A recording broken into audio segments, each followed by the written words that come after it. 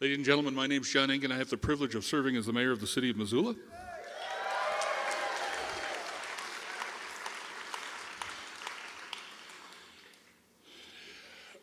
Was it windy when you came in? Because it was when I came in. And then I am grateful for my weight. I get emails from President Obama. Thank you. Lots of them. Not that we're besties, which would be cool, but because we are always, always, always facing our last chance. It's my last chance to give $7 before John Boehner and the Cook brothers produce a love child. It's my last chance to give $5 before Nancy Pelosi pole dance for Karl Rove. It's my give $3 if I ever want to see a Prius again. And it works. I never want to miss my last chance. I'm Norwegian and therefore quietly desperate for everything. Today could be my last chance for bacon, or a hot shower, or any form of attention. Today could be my last chance to buy a water company.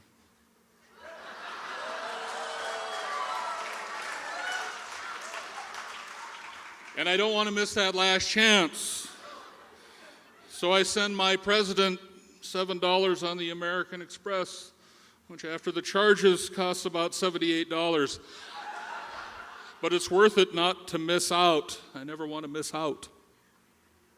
So this, tonight, may be my last chance to welcome all of you to the Gala reading of the Festival of the Book, because this could be the last festival. This could be our last chance to hear these voices read these words in this hall and have them sink in one way or another to the part of our brain that hangs on to words and ideas and makes them mean something that's just about us. There's a reason memoir starts with me. If I'm as weird as you, we're actually normal. And that's as comforting as a jar of Best Foods and mayonnaise and a straw.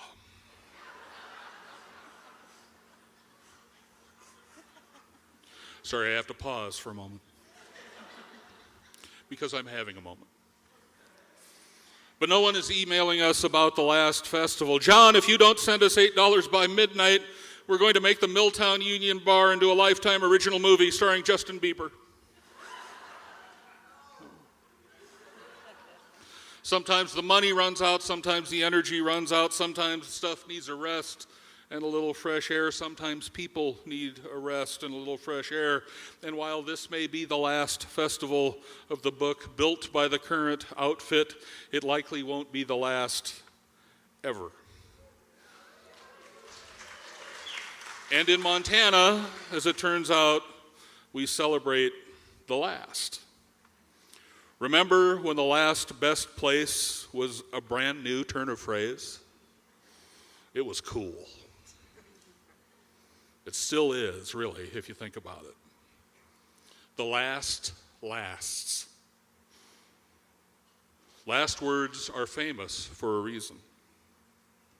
And while Hugo is long gone and now Ripley too, the last good kiss lasts. And Welch lasts, as will Kittredge and Bass and Florio and Burke and Smith and Cates and Zupan and McMahon and Merriam. You'll remember this evening what someone read, how they read it, how it made you laugh or cry, how it required something more of you than you're normally willing to give because the words were worth the effort. This evening isn't guaranteed to be the last, but it is guaranteed to last. So, at last, welcome, ladies and gentlemen, to the Festival of Book.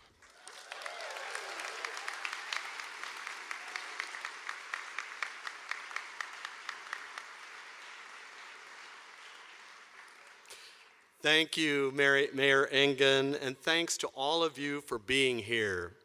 You love reading and writing in the West enough to make the Humanities Montana Festival of the Book an annual celebration. Thanks as well to our sponsors and partners listed in your program for stepping up to support this vital cultural work. Last and definitely not least, thanks to Humanities Montana staff, Kim Anderson, Samantha Dwyer, and Jason Neal, and the many, many volunteers who work so hard to make this event possible. Please join me in thanking them.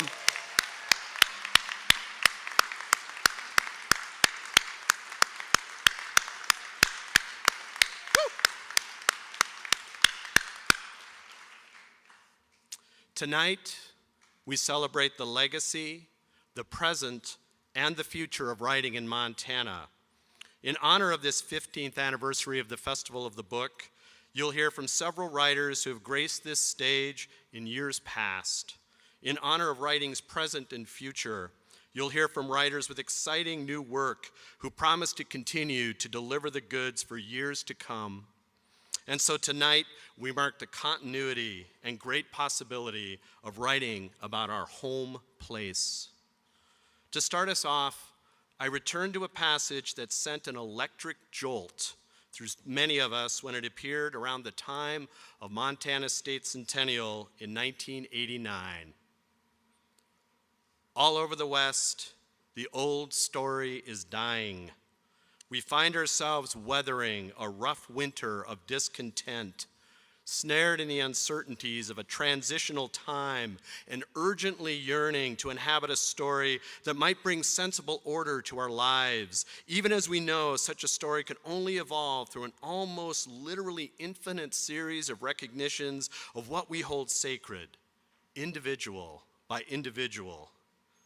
If we're lucky, it might be a story that teaches us to abhor our old romance with conquest and progress so that we might revere the particular. These words appeared in William Kittredge's essay, New to the Country. This book festival has been precisely dedicated to Bill's call for a turn from grand exploitive narratives to an infinite series of recognitions provided time and again through the skill and grace of this region's writers. Page by page, line by line, word by word, writers have revealed particular moments saturated with beauty, wonder, dread, confusion, and love. It's as though our regional writers provide moment by moment instruction in how to break through the shell of self to feel with others. We can all think of our favorite examples, that writer who says what we have thought and felt, or introduced us to a new way of thinking and feeling, and so taught us how to be citizens in heart and soul of this place we call home. It's appropriate then that this gala begins with William Kittredge, without question the leader in calling for new stories about our home. A child of a ranching dynasty in eastern Oregon, Bill came to writing in middle age, and his world and ours have never been the same. Besides being a superb practitioner of fictional and non-fictional prose, Bill has served us as a brilliant anthologist, most notably in The Last Best Place, a Montana anthology, edited with his partner, Onyx Smith. In recognition of these many gifts to region and nation, Kittredge has received the Montana Humanities Award, the Charles Franklin Prize, and the Distinguished Achievement Award from the Western Literature Association. It has been our good fortune that Bill has served as a presenter at most of the 15 festivals of the book. So please join me in welcoming William Kittredge.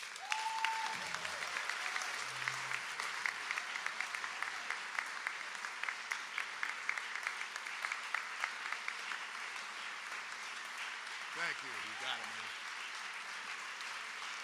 Thank you all.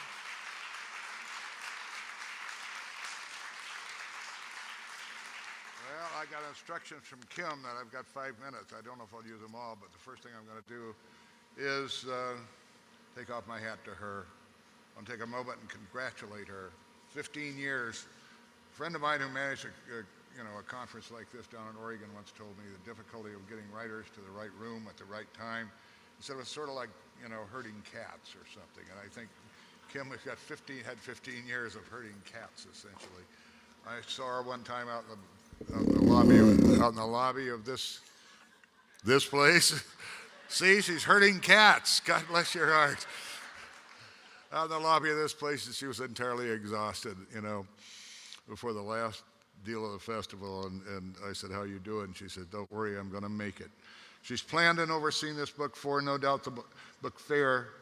doubt the most distinguished in our part of the world, for 15 years. She's been scrupulous and thoughtful and reasonable and kind, and got most of us to the show on time. I'd like to thank Kim, and I'm sure the writers in this audience, the lovers of good writing, and the dozens and dozens of writers who've come through over the years would also like to thank her. So God bless you, Kim. Having done that, I'm going to read you about a page and a half of a little anecdote from my growing up. I'm writing a memoir right now, and this would be about page 50 or 60 or something about it. It's about being a child, and a child trying to learn how, as we do for all of our lives probably, how to be an adult. A child on a running horse, I was thrilled by my own recklessness while playing Ross Dollarhide, the cow boss and the MC, and the most singular and legendary man in our world. After growing up at the family stage stop, Dollarhide Station, just south of Ashland, Oregon, in the Siskiyou Mountains, at age 16, he rode a hard-tired bicycle, some 250 miles across the Great Basin Desert to the old White Horse Ranch, and asked for a buckarooing job. Just a second. As something of a joke, those backland cowhands found Ross's saddle and put him up on a very bad horse, an animal nobody could ride, and the legend began. That kid from Dollarhide Station rode that very bad horse to the ground and got off smiling. The cow boss at the White Horse was also smiling. "Well, kid," he said, "yeah, we could use you." Quite memorably, Ross Dollarhide was willing to take a kid like me, age maybe 7, on an all-day Model A pickup truck along the dusty roads across the unpopulated MC rangelands as he hauled staple goods and canned goods and mail to the camp tenders who summered out there alone, seeing to the well-being of the MC cows and calves. Isolated camps were no place for a careless man. Bucked off was a life-threatening disaster, but it happened. Horses dodged and men staggered back to camp, happy they weren't broken-legged and crawling, but sometimes they were. At the farthest camp, Acme Mountain, the camp tender, an old man named John the Swede, was somewhere on horseback at his work, and Dollarhide set to making lunch. The Swede stored rice in a drawer that was crawling with ants. "Which ants?" I asked, little kid. "Black or red or black and red?" There were 3 kinds, I knew that much. "Piss ants," Dollarhide said. He boiled the rice, and I tried to pick out the dead ants. "Tell you what," he said, "them dead ants, just eat them. They won't hurt you. I've been eating them all my goddamn life, so eat them. But don't tell your mother." This was part of my education, a great cowman and a little boy playing an all-day game.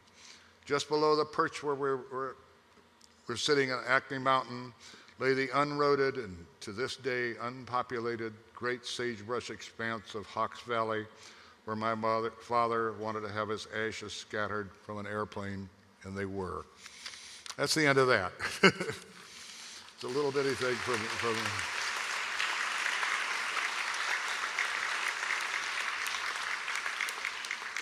But now, I want to introduce somebody I admire, Malcolm Brooks. He's been in Missoula for 25 years, supporting himself, as I understand, with carpentry while publishing, outdoorsman essays every once in a while.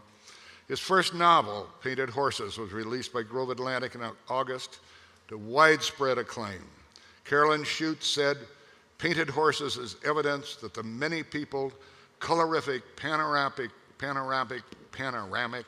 fully wrap-around, pull you in by the heels, big questions, literary, deft, great American novel still lives. prehistory, running horses, and the spirited citizens defending the rugged wilds of the West. Yeah, I loved it. Congratulations, Malcolm. And my idea is, why don't you come out here and tell us about it? Okay, bye-bye. Thank you.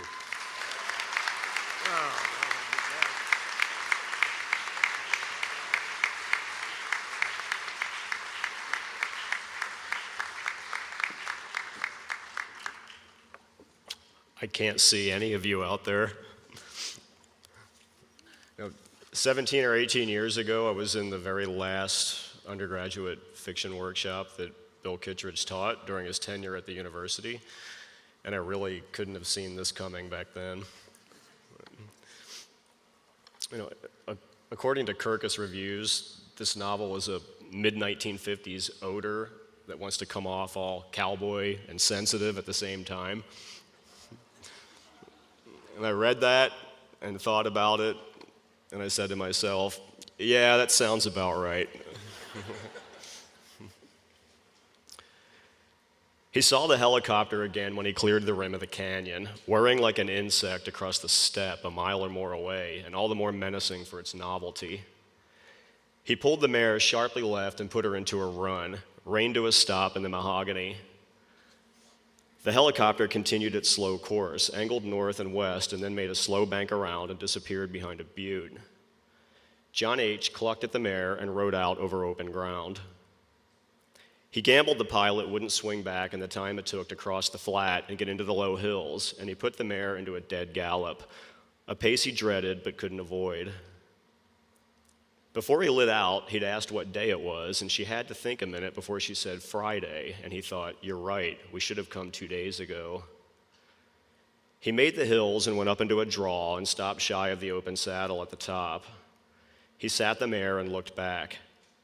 The plunge of the canyon ran like a crease in the palm of God, north and south as far as he could see. Way out in the distance, the blue line of mountains. He looked for the helicopter, and he couldn't see it anywhere, though he thought he could pick up its foreign noise in the stillness. He tapped the mare and rode over the saddle. He went for miles at a canter over open range, crossed a single dirt road with tire tracks and a crust of dried mud. He passed bands of cattle across the waste, many of them dull and chewing in place, but others skittish and wild-eyed, fleeing like deer at the sight of a man on a horse. He spied the turn of a windmill by a brief stripe of alders and pointed the mare toward it, could see at a distance the dark stain on the ground where the tank spilled. He rode up through the prints of cows and the daintier tracks of pronghorn and let the mare water at the wooden tank, dismounted and stretched for a moment, listening to the squeak of the sucker rod and the fast click of the blades and the pour of water dumping endlessly out of the pipe. He checked the cinch and rode again. He came to a 4-wire fence with the silver strands stapled taut and turned the mare north along it until he reached a 2-track with a poor man's gate lying jumbled in the dirt. He steered through and ran along the track until the ruts veered south around a table. John H. pointed the mare up, and she powered through the loose scree and slough near the top and scrabbled onto the flat. The sun was high now, and the shadows short across the open ground, and he could see a very long way and knew he still had a long way to go. He knew the mare would tire, knew as well he wouldn't back her off. He was in now, and he'd put her in too, and the only thing to do was stay until the end. His eye caught a wink in the north, and he fished out his glasses and saw silos glinting, a ranch sprawled across the low ground of a river bottom, alfalfa like a strip of green felt. Beyond that, a tractor-trailer crawled along the highway. He rode down off the table. With her hair pulled back, Catherine's ears stuck out too far from the curve of her head, stuck out like delicate little shells. Priceless little ears. He could be charmed by any number of things. He was crushed by her ears. For years he had imagined the permanence of the land around him, the endurance of stone through the crawl of time. When he landed in this country, he dropped as well into a myth the earth itself knew nothing about, a transitory pageant performed on horseback and with branding iron and with shooting iron against a screen of weather and river and automatic vegetation. Now a woman barely out of her own youth and in love with Egypt had led him back beyond what he could otherwise imagine. He missed the buffalo herds by 50 years and missed the encampments that trailed the herds, their meat rats strung with tongues and drying flesh, woolly hides staked to the ground and smeared with the animal's own mashed brains. But he saw the record of this older pageant in bones jutting out of the sand, in cairns along the tops of cliffs, in a ring of stones that once described the circular border of a lodge. We looked for teepee rings, Catherine told him. Looked and looked. Find what you were after? John H. asked. She shook her head. No. Her shy, sly grin, his fingers in the dish of her back. I mean, yes, I certainly did, sir, but not in the form of rock circles. There are a few down in here by river crossings, he said. Nothing like you see out on the plains. That's what Miriam says, too, she said. Who? Catherine shook her head. Later, you talk. Tell me things. He knew of monuments left by people whose wanderings had long ceased, messages pregnant with lost meaning, shields and symbols etched into the stone face of a jump or rendered in fading paint on the wall of an overhang, arrows, chevrons, palm prints from hands long ago. He'd studied chips of flint scattered in the sand like shards of memory itself, tea leaves testifying to long-lost arts. The coaxing of a tool from a stone, lethal and beautiful and truer for the both. A blade, a notched point. He had many things to show her. He described a seam in the earth, scraped and gouged for its mineral pigment. Nearby, there's a rock shelter, he said, a slash in the stone with a hearth on the floor. The ceiling sooted black and lines rubbed into the soot. Who knows what they mean? She told him he saw the world with the eye of an artist and so could isolate beauty from the terror of existence. She said she envied him, said she would kill to see this way too. She described great walls of ice pushing the earth like machines, splitting entire mountains, patient ice with no notion of time passing while its slow bite prevailed. Ice whose purposeless crawl carved moraines of soil and arteries of water enduring to the present and beyond. She saw the sage country as a vast mammoth steppe, windswept tundra where the ice sheet retreated and a band of hunters infinitesimal upon it, equatorial outliers whose capacity for something like yearning had propelled them to a latitude where they had no organic defense, their survival wholly reliant on the fat of the beasts native to that tier, and so reliant on their own evolved cunning to topple these beasts that could not be toppled by force alone. And so out of yearning and cunning sprang tales of their own dimly recalled beginning, songs musing of the struggle of existence and the gods of the land and whatever eternity owned the glittering stars, legends of children birthed during astral events under tailing comets or while red and green mists glowed weirdly in the northern sky. And the tales and the songs would pass down again and inspire ceremonies and rituals to ensure the arrival of migrating animals, the arrival of offspring, or to predict the lengthening of days into summer, and the rites would in turn compel one of them, gifted with an impulse not unlike his own, to create with his hand, his magical hand, images of the world in which he dwelled, a world and the beast that occupied it now utterly gone save a single remnant etched in stone deep in the heart of a canyon. The hand and the mind that moved the hand survived. They were us, she told him. We're them. Same yearning, same cunning, same longing to transcend what we can't even perceive. We think we've changed. I don't think we really have. She rattled this like a priestess swept in her own mystic vision, like an auteur with a film in her head, and in the fever of her telling, he had himself been borne away. He looked at her, and she gave him a flushed little beam. He wondered if a man with a spear ever glanced at a girl by a fire, caught the curve of an ear through a shimmer of air, and found himself instantly, hopelessly crushed. In the middle of the afternoon, he came up into the bottomland along the Tongue River, prime farming ground he'd known since his youth. Back then, the fastest way to miles lay up through the breaks on the west side of the river and then overland due north through the sage. But the last time he tried it, he found that country so heavily fenced a direct run was no longer possible. He rode instead around an irrigated oat field tucked in an oxbow of the river, put the mare across a shallow riffle and up toward the county road. A ranch hand pulling a hay rake behind a tractor waved. He judged the angle of the sun at about 3 o'clock, and he put the mare into a run along the roadway, past newly mown hay fields by the river and dryland wheat on the tables above. Every few miles, a lane branched off the gravel road to a cluster of barns and corrals, a ranch house in the cottonwoods. A brown cloud rolled off the road a long way out and billowed in size as the vehicle that raised it barreled ever closer. He had a flash of panic and began to glance around for the helicopter, and finally, out of caution, turned the mare down off the shoulder where a wooden bridge spanned a wash, the only cover to be found. The mare at her sudden rest stood there panting, lathered in sweat from her neck down her flanks and expelling hot wind like a furnace. Up on the road, the truck roared closer, and its tires hit the tread boards with a bang of a grenade, the mare shying wild-eyed.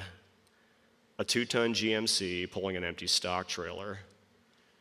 John H. rode into the swirl of dust and put the mare back to a run. He came up on the 12-mile dam and knew he was racing the clock now, turned the mare at the junction onto the road running north and urged her on. He hadn't eaten since first light, and he could feel hunger creeping in on him, and he felt a twinge of guilt for acknowledging it. He wished a horse had the will to refuse a man out of self-interest. He wished this horse would refuse him now. He knew she couldn't. The gravel turned to tarmac, and from a distance he saw cars in the city's streets, saw an island of shade trees and an ocean of sage. He came down off the roadway, and when the mare slowed to skirt the cottonwoods along the river, he felt a sort of falter in her gait, and he knew if she stopped now, she'd never start again. He gouged her hard with his heels, and she heaved insanely forward. He told himself, and told her too, if only she could make this one last dash, if only she could finish, he'd never ask a thing again.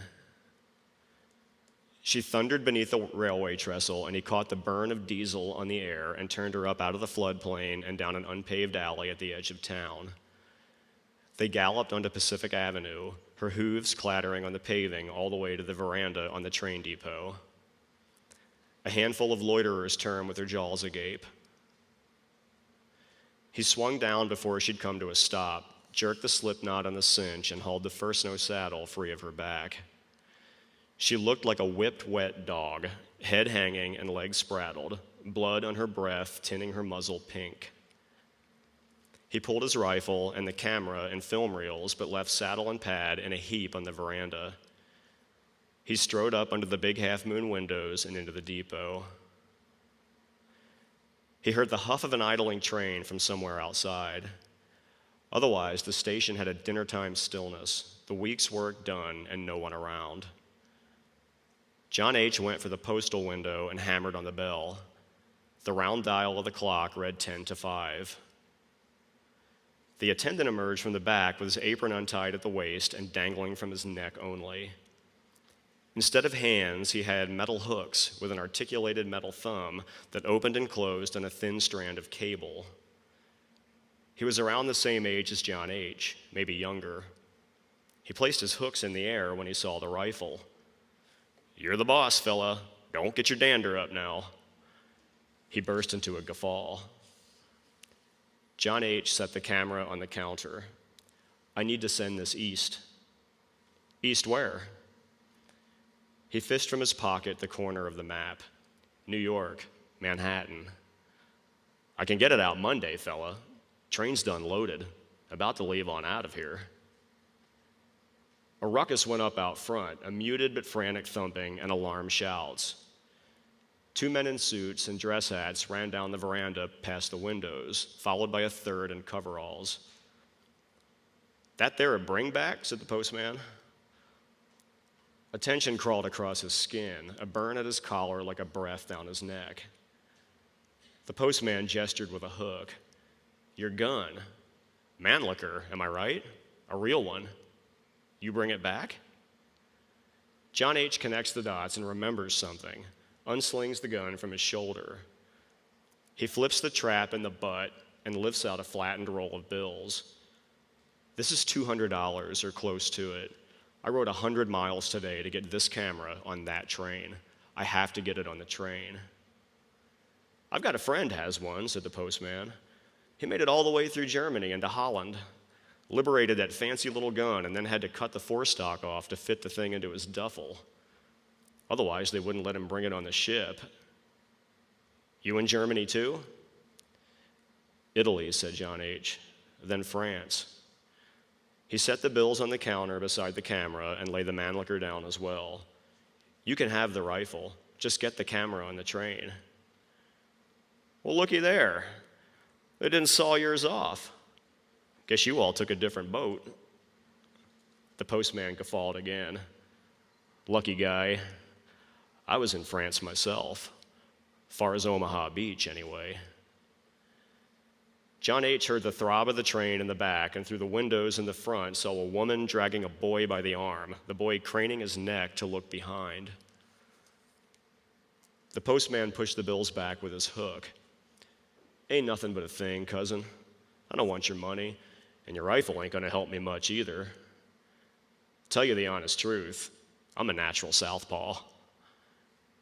He paused to let this register. Just fun and pard. You wore the uniform, and that's enough for me. Come on into the back. You can box that fancy Kodak a lot faster than I can. When John H. returned to the veranda, the mare lay motionless on the ground, her head contorted oddly on her neck and her neck odd to her body. A round wet stain the size of a manhole cover spread on the cement from her muzzle. 10 or a dozen people stood around uncertainly. John H. walked down to her. Careful, mister, she was thrashing like a stuck sow a while ago. Went downright berserk. I've seen headshot deer do it, but never a horse. Damnedest thing, I tell you what. John H. waved his hand over her frozen eye, and her eye never moved. He unbuckled the bridle and pulled her ear loose and tugged the bit from her mouth. He went over and hoisted his saddle and started walking. That's your horse, mister? John H. kept walking. He heard the upward chug of an engine in the switchyard. Mister, are you daft? You can't leave a dead horse on the sidewalk. He crossed the street and headed for an alley. Mister, I am talking to you. Who in the hell'd paint a horse anyway? Thank you.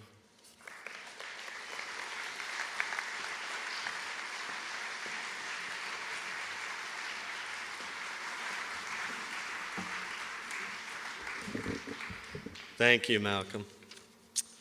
I first met Tammy Holland in 1991 during a teacher workshop at Rocky Mountain College in Billings. I remember thinking, here's one smart, intuitive, innovative, and tough individual. In short, an ideal teacher and writer. It's a special thrill then to introduce Tammy tonight, for she has so completely fulfilled the potential glimpsed 23 years ago during a teacher workshop. Tammy Holland is Montana's Poet Laureate. Her second collection of poetry, When We Wake in the Night, was published in June 2012. It was a finalist for the Mae Swenson Award, and 2 selections from this book were featured on American Life in Poetry. Her first book, Breath in Every Room, won the Nicholas Roerich First Book Prize. Holland is originally from the Montana High Line. She attended the University of Montana and received a BA and MA in English. She also received an MFA in Literature and Creative Writing from Bennington College. Holland is now a professor of English at Montana State University Billings and teaches periodically at the Montana Women's Prison. In 2012, the Montana Arts Council gave Holland an Innovation Award, and she was named a Humanities Hero by Humanities Montana. Please join me in welcoming Tammy Holland.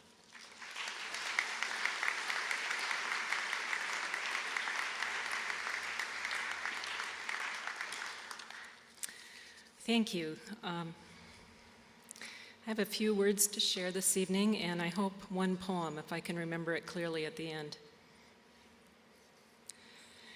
My first festival was in 2002, I believe, and every time I'm here I feel grateful for an event that brings writers together in one place giving us the opportunity to get to know each other and learn from each other.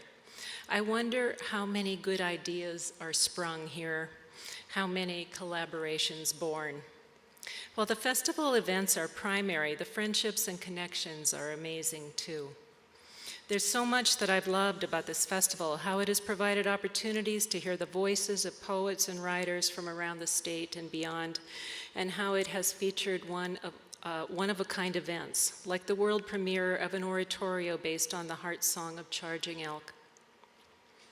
But I want to share just 3 small memories I have about these festivals, not about the events, but about things that happened otherwise. One night, Patricia Godeke was taking Chris Howell and Melissa Kwasny to dinner. It was raining outside, and we were all in the lobby of the Holiday Inn. They were heading to the Pearl. Patricia wore a beautiful ivory suit, and she was, in her usual way, very elegant. I'm not sure how it happened, but somehow Chris and Melissa invited me to come along. I felt out of place, the kid from out of town, but Patricia graciously welcomed me, and because I didn't want to be too much of a nuisance, I only stayed for appetizers. Yet it's a pleasure to have that image of her across the table in her ivory suit, recommending the chicken pâté to everyone. I remember walking along the river with Madeline DeFries. Madeline, as some of you know, wore 2 watches when she traveled, one set to Pacific time and one set to her current time zone. And actually, on this particular occasion, she wanted to go to church, and between those 2 watches, I ended up dropping her off at exactly the wrong time. We walked and talked in the sunshine. I can still see her against the cottonwoods of fall telling me about the 2 or 3 books she was working on, including a memoir. From Madeline, I learned about the quilting approach to memoir, of jotting a topic and putting it in a stack as you would a square of fabric for a quilt, then working on a piece of that quilt whenever time presented itself. I remember sitting in the audience of the Wilma with Sandra Alcozer, probably about there in the back. She introduced me to a friend who was an ornithologist and who had helped her with all kinds of bird questions. So in the dim lights, before the program started, I asked him about a bird that I would hear at night, how it followed a descending series of notes. He told me he thought it was a gray catbird. And had we not discussed that bird and its personality, I might not have found this ending for a poem called When We Wake in the Night. And so I'll share that poem with you. When we wake in the night. Those of you who sleep through don't know what you're missing. Late constellations, owls in tamaracks, shadows on carpet, cool floors. We know who leaves lights on. We know when the morning paper arrives, how the carrier stops her car, walks 3 houses, and goes. In the dark, the leaden feeling of children slipping away pulls for attention. The son who didn't get his swing set no longer needs one. If we sit on the porch in spring or summer, maybe we hear the gray catbird, its single descending call over water. It likes sumac, yellow dock, the dark. This festival has given all of us so much, and I hope we find a way to help it continue in whatever new iteration it may have. And I thank Kim Anderson and all of the many, many volunteers and contributors and Humanities Montana for this gift. And now please welcome Stella Rondo.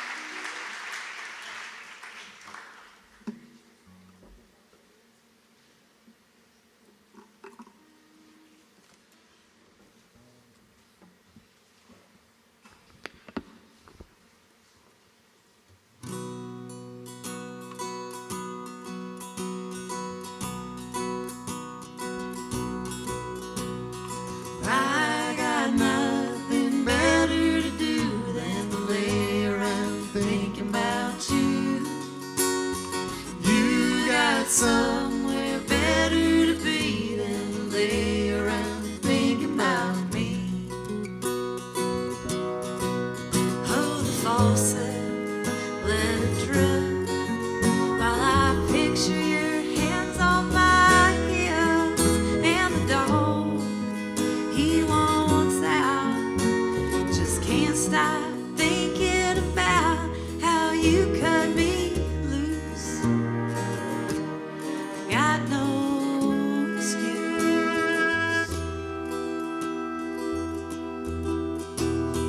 But I got nothing better to do than lay around and think about you.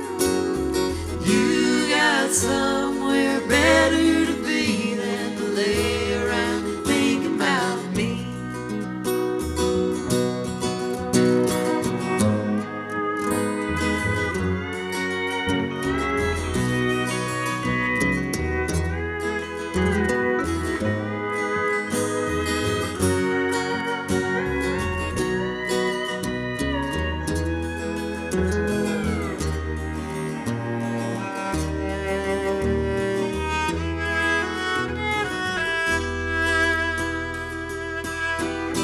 Close the light and demand in the arms of some other man.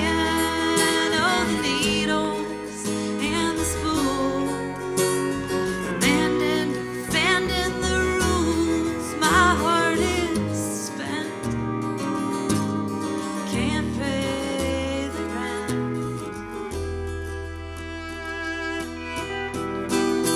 I got nothing better to do than to lay around and think about you.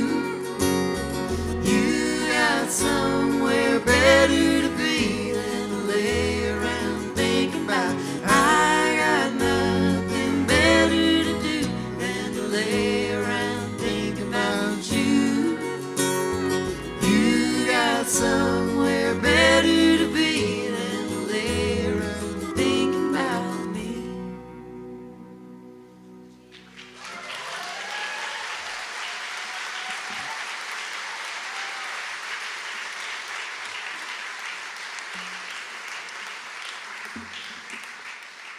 You guys are so awesome. Thank you. Hey,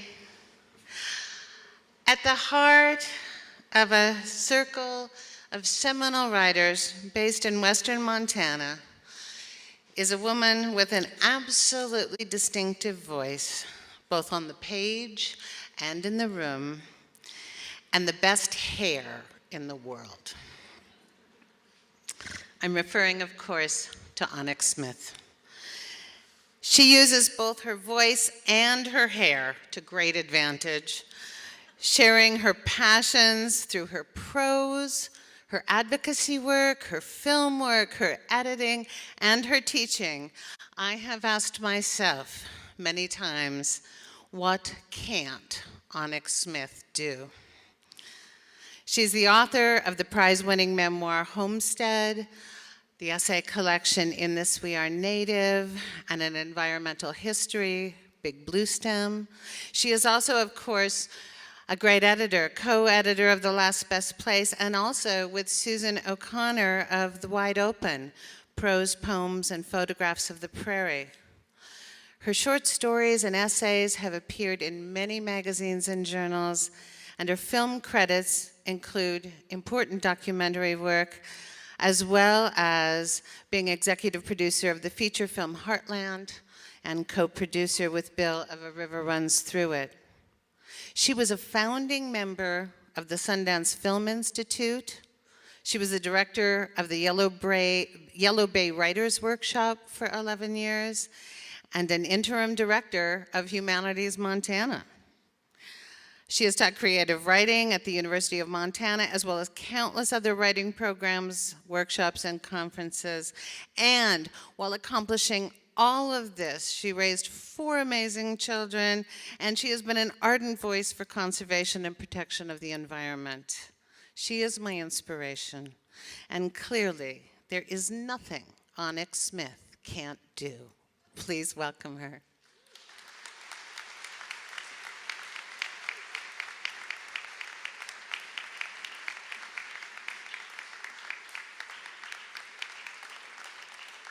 Just ask those 4 sons or Bill Kittredge, and they'll tell you plenty I can't do. Thank you for that rave intro. I think I better just turn around and go back. I can't top that. I've got a new book coming out next spring called Crossing the Plains with Bruno, and I'm going to read you a very short version of the preface. I hope it's not too long. The poet and novelist Jim Harrison has said he measures the passage of time by the dogs he has had. So do I. The worst thing about dogs, Jim also said, is we outlive them. Hopefully not much longer. Having passed the 75-year mark, both Harris and I are ready for the moment when our pooches will outlive us. And being the lost instead of the loser may be a good thing. Let them cry over us. Writing about animals, said the poet Mark Doty, is an attempt to bring something of the inchoate into the world of the represented. We who tell stories about animals are trying to bridge the void between beings that live full lives without language as we understand it, and those of us immersed in words. We know the gap cannot be bridged, and yet we are compelled to give it a try. It is like writing about love, which, Doty says, is our most common version of the unsayable. Dogs may or may not be aware of the fragility of their humans, but we are aware of the predictable mortality of our animal companions. Loss, we have learned, is the price of love, and love is what we are after, no matter the pain. Which brings me to Bruno, the chocolate lab who will be a major character in this book, my traveling companion on the journey that is its core, and one of the loves of my life. Bruno was 4 years old when my story began. He weighed 95 pounds and had functional testicles. His head was massive, his eyes yellow, and his muzzle soft and pink. Russet at the ears with fur colors deepening to chocolate, he was tall for a lab and strongly muscled. Although Bruno could seem fearsome, especially when charging straight at you with his neck fur raised, he acted like a giant pup and would remain mellower than any dog I've ever had, to the point of marshmallow-dom. Although I don't equate parents with pets, the pattern of loss is similar. To paraphrase Harrison, the worst thing about parents is most of us outlive them. Having lost my husband when I was 38 and my father in my 60th year, I felt lucky as I turned towards 70 to have a mother nearly 100 years old. I had not always been so grateful. My mother came from Transylvania. She was petite, vivacious, and a talented photographer. But I had no urge to follow her example, for no matter how well she manipulated her husband, she lived in his shadow. I'm my father's son, I told myself. My father was an immigrant Jew from Budapest. He took me to Cubs games and Progressive Party rallies and discussed ideas as if I were an equal. He was a self-made intellectual, an idealist with a Marxist bent, passionate and intense, and he was an artist, like I wanted to be. After my father died, my mother moved to a senior residence on Chicago's North Side. She was 90 and had embarked on a new life, but the only place she acknowledged as home was our beach house on a dune overlooking Lake Michigan. It is paradise, she said in her emphatic Hungarian accent, my paradise. During her last years, my sisters and I took turns to visit and care for our mother, and if weather permitted, we took her to the dunes. I usually flew, but in May of 2003, I decided to drive. That journey across the plains and back to Montana is the center of this book, but circles of memory and event ripple from it, continuous, still running. Mom died of chronic pneumonia 3 years after our road trip, and 1 day short of reaching 101. And Bruno is gone too. Before this book was finished, his snout had shaded to white, and his great paws were also spattered white. He was hip-shot and slow to rise, a condition we shared on dark winter mornings. His backbone stood out, but his stomach was large. When I took him to our vet, I insisted she examine his stomach. Only then did we discover he had a huge tumor attached to his spleen. Bruno went under the knife the next week and never returned. While driving across the plains, I often got lost in memory or fancy. Bruno's presence forced me to recognize that I, too, am an animal whose existence depends on being alert to the scents, sights, hungers, and emotions of the moment. I learned that dogs have memories, instincts, fears, moods, loyalties, and hatreds. They are like us in these ways. But as far as I know, dogs do not get swept up in nostalgia, speculation, or self-analysis. And although they have hopes, they are not driven by regrets. Which is why, in a story narrated by a woman beset by the processes of aging, puzzled by the kaleidoscopic uncertainties of memory, and aware of the imminence of death, the dog who rides shotgun is like Sancho Panza to Don Quixote, a reminder of the physical realities outside our imaginations. I cannot know what advice Bruno would have offered if he were instructing me about how to write this book, but I like to think he would tell me to follow my nose. Life, he might say, bounds like furtive, delicious rabbits across every step of our way.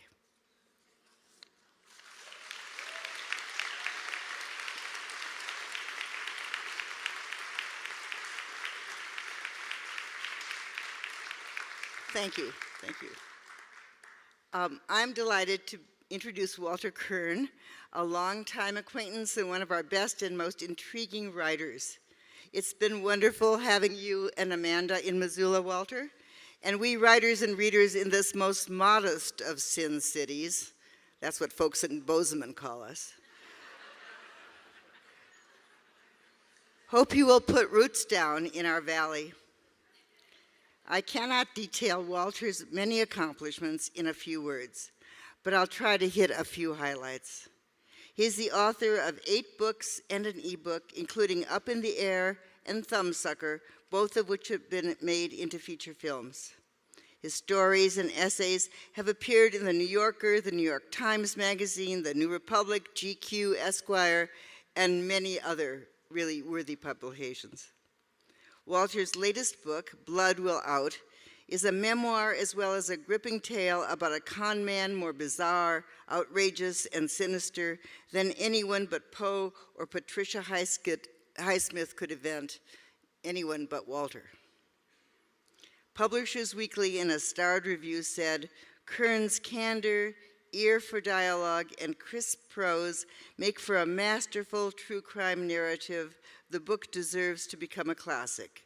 Hector Tobar in his LA Times review says, this is one of the most honest, compelling, and strangest books about the relationship between a writer and a subject ever penned in America. The praise goes on, but you can judge for yourself. Please welcome Walter Kern.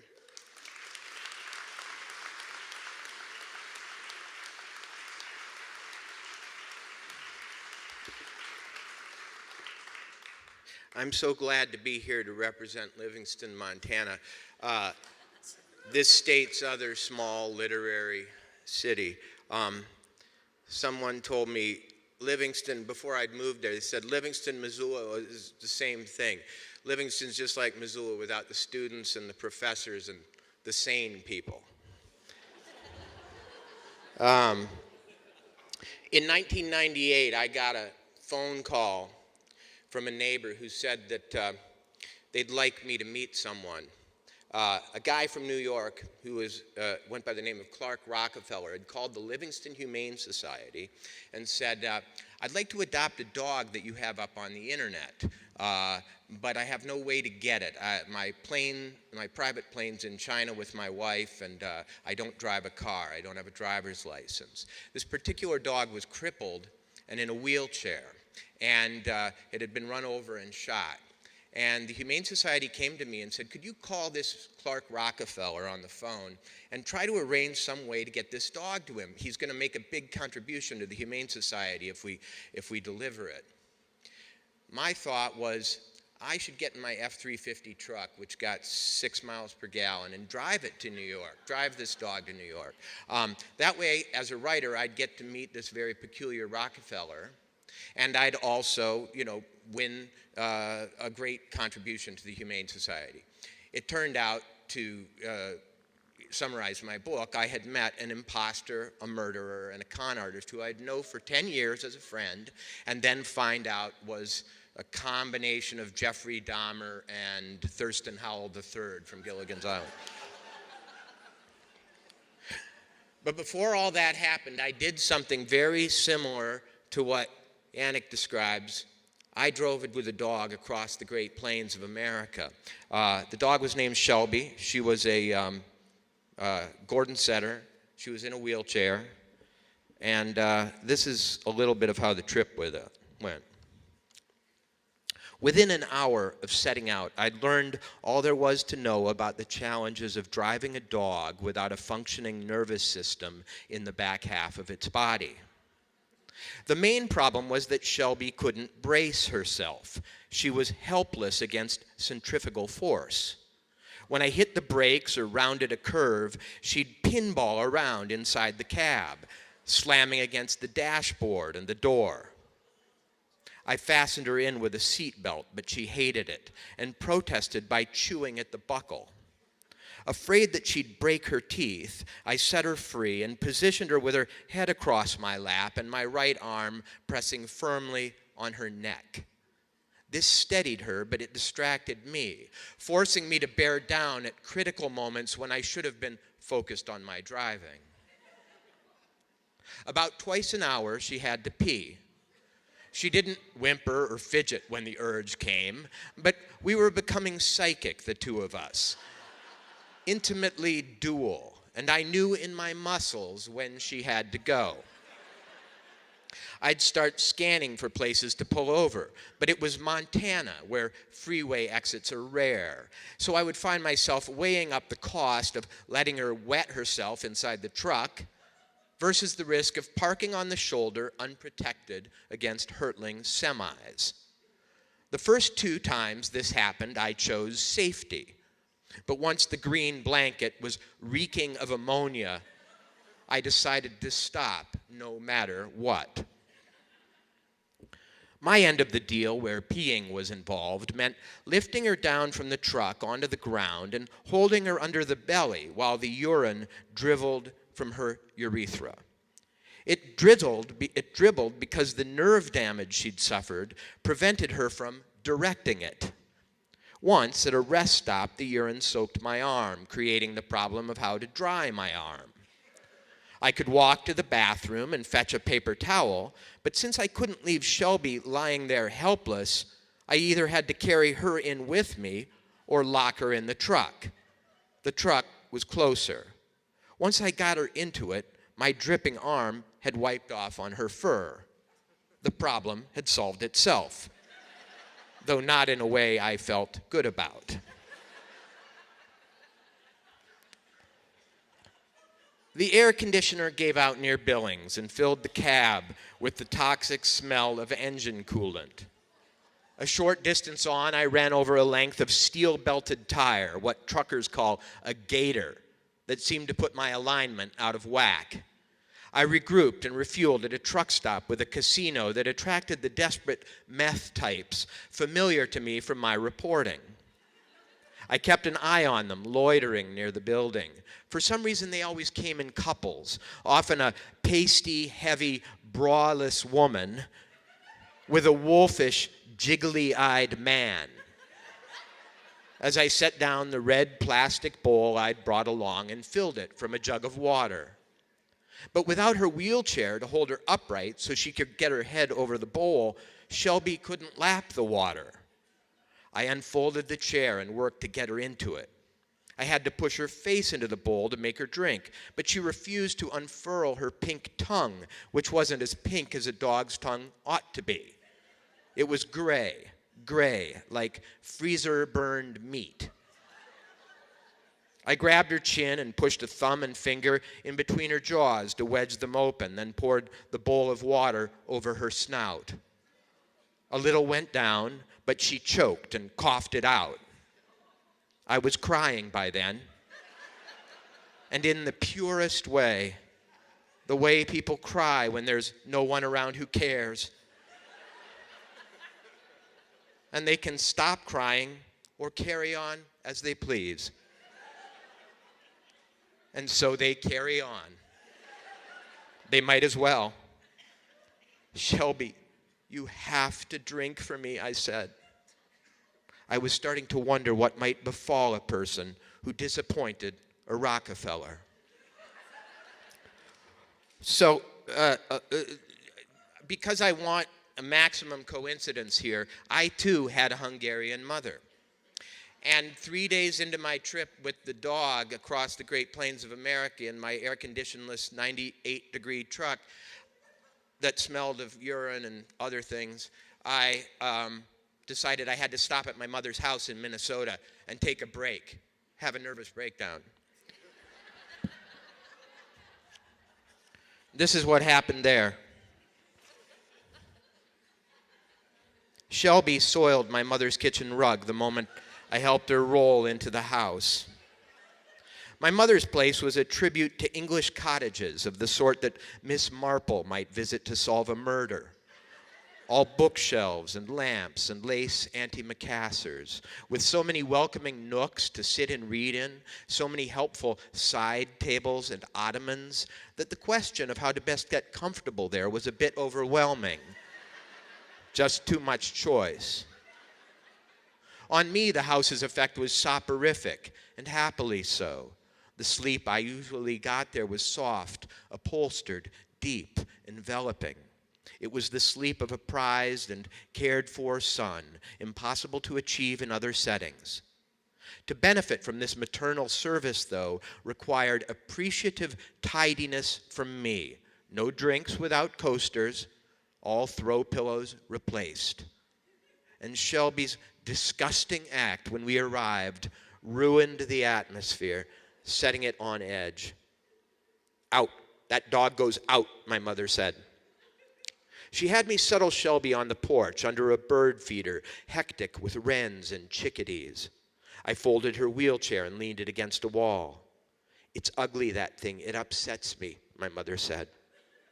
She was a small woman with olive skin and complexion contrasting blue eyes, whose power was their ability to narrow decisively yet minutely, also instantly, leaving a person to wonder what had shifted, my mother's facial expression or the weather.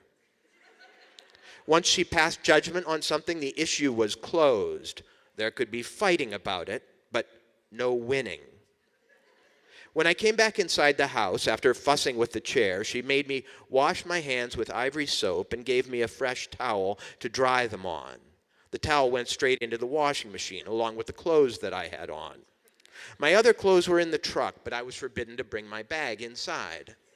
My mother gave me a robe and made me shower and waited for me in her leather reading chair beside the stand where she displayed her dictionary and kept her curated kit of reading tools, her fringed leather bookmarks, her colored pencils, her ivory-handled magnifying glass. I'm going to say this, she said when I sat down. I can't. I'm sorry, Mom. It's not my dog. I want you to put it down, she said. I know why you might think that, but I just can't. This is absurd. It doesn't have a life. It can't even scratch itself, for heaven's sake. Who is this man, anyway? Clark? There's something wrong with him. Anyone who'd want that animal, there's something wrong with him. I'm telling you. Which branch of the Rockefellers is he from? That's not the kind of thing we talk about. How old is he? My age? I don't know exactly. Who's his grandfather? Nelson? David? Lawrence? My mother was a consumer of big biographies and knew her major lineages cold. Tudors, Plantagenets, Kennedys, Shrivers. The woman belonged on genealogical jeopardy. Mom, I'm not up on that stuff, I said. I need to sleep. I'm going to say something else to you. Okay. I knew what was coming. Nothing. She'd go quiet. She'd let me imagine something, a trick of hers. She'd look at me, I'd look at her, and then I would make some excuse to look away. I hated it. I'd hated it since childhood. Maybe the new way to play things would be to say so. I hate this, Mom, I said. I hate this one. She let the silence chill and thicken. In the window behind her, the air was turning green, the color it gets in rural Minnesota when pelting hailstones are building inside black clouds and farmers are herding their animals indoors. Our small town was a strict, efficient, moral universe where even the elements collaborated to help make the points that needed to be made. I need to bring her back inside, I said. I'll only allow it if you put her down. This is out of my hands, I said. I made a promise. Oh, phooey, Walt, my mother said. Thank you.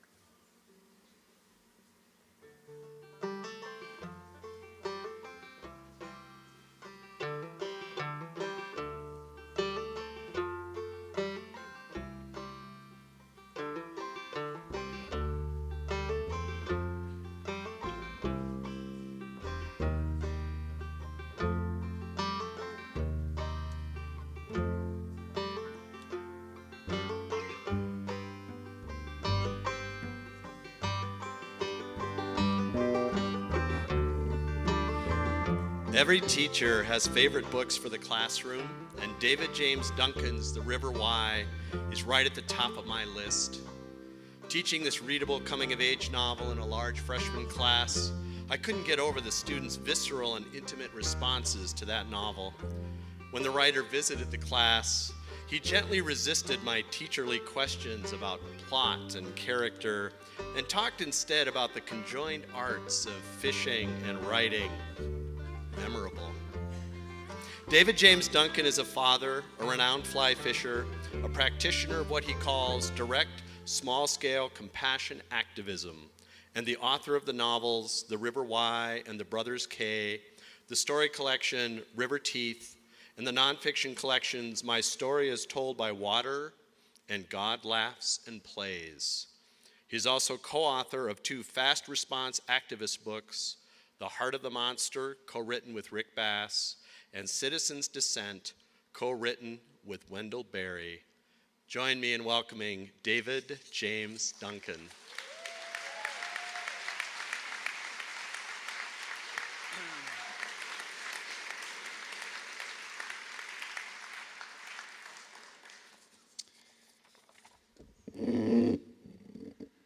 I too have been asked to read for 5 minutes, and I have one 5-minute, well, probably 6-minute piece, so there's no choice. My apologies to those of you who have heard it. This memoir appeared in the Sun magazine in 2009, then in the Mary Oliver edited Best American Essays, and the title was stolen from Dostoevsky's Father Zosima. Cherish this ecstasy. The peregrine falcon was brought back from the brink of extinction by a ban on DDT, but also by a peregrine falcon mating hat invented by an ornithologist at Cornell University. If you don't buy this, Google it. Female falcons had grown dangerously scarce. A few wistful males nevertheless maintained a sort of sexual loitering ground. The hat was imagined, constructed, then forthrightly worn by the ornithologist as he patrolled this loitering ground, singing "Chee-up, chee-up," and bowing like a hyper-polite Japanese Buddhist trying to tell somebody goodbye. For reasons neither scientists nor fashion designers entirely understand, this inspired the occasional male falcon to dive onto the ornithologist's head, fuck his hat, and fire endangered sperm into the hat's hidden rubber receptacle. The last few females were then artificially inseminated so their chicks could be raised in DDT-free captivity. The young produced in this way saved the peregrine from extinction, a success story from the annals of human meddling as rare as the likes of DDT are common. While researching a novel about birds entering extinction the same year my first marriage did the same, I wrote a long, insanely intimate letter to the Cornell ornithologist. That he was a stranger perhaps explains the intimacy, strangers being preferable to friends when things as personal as marriages are falling to ruin. That he'd managed to save a fabulous species explains my extreme trust. That I was half crazed by the strains of divorce perhaps explains the shakiness of the whole undertaking. Here's everything I remember about my letter to the ornithologist. I got right to it, asking if he'd be so kind as to use the enclosed self-addressed stamped envelope to send me a diagram of his unimaginable hat, or better, a photo of said hat, preferably with his head in it, enduring furious wing-beating coitus. I explained that I was a novelist and bird lover, promised my interest was sincere, and added that no detail of his work was inconsequential to me. I asked, for instance, whether in addition to the Buddhistic bowing, he had to walk in a suggestive manner to lure down the hat's, so to speak, opposite sex. If so, I added, could he please describe this walk in detail so that, should occasion arise, I could reproduce it in the vicinity of a wife who'd grown dangerously scarce. This kind of praise may seem a stretch, I confess to the ornithologist, but I want you to know that I admire you not only because you helped save a great species, but because I, far more than most, know what it is to have a wild bird achieve orgasm on my head. Listen, my letter and I whispered. A few evenings ago, I was sitting on a lonely, moss-covered veranda I once considered a sort of sexual loitering ground, hurting but praying, but hurting but praying, you perhaps know the drill. When a lust-crazed, male, red-shafted flicker chased a female under an eave not 4 feet over my head, mounted her, and pierced her so profoundly that her wings went limp and hung down toward me like two exquisite garments she was compelled by her passion to remove. She went so limp she couldn't fly. Do you see the beauty in this? She relinquished her defining power. She hung, beak open, passion shattered, cheeks crimson, till I was reminded of the too great for Catholics, Saint Meister Eckhart.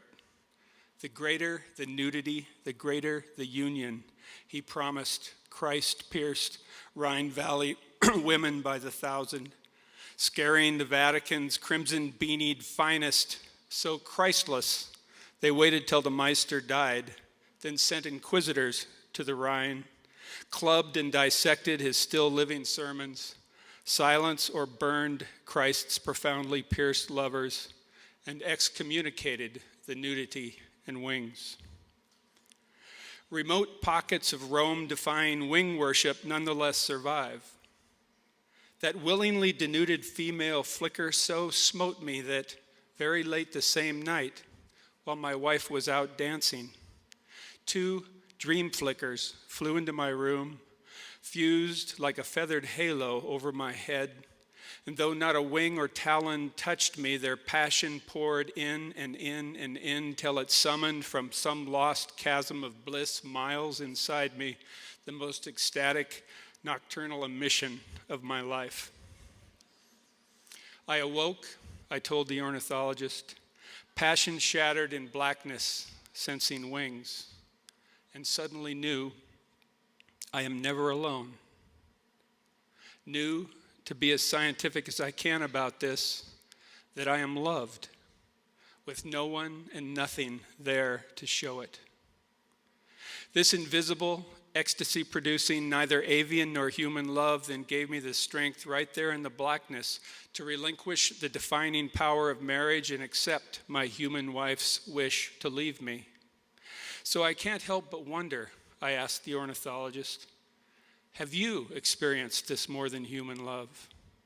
Transfixing you via a magnificent male falcon during a night visitation, perhaps, or out in the field, singing and bowing in your supernaturally receptive hat.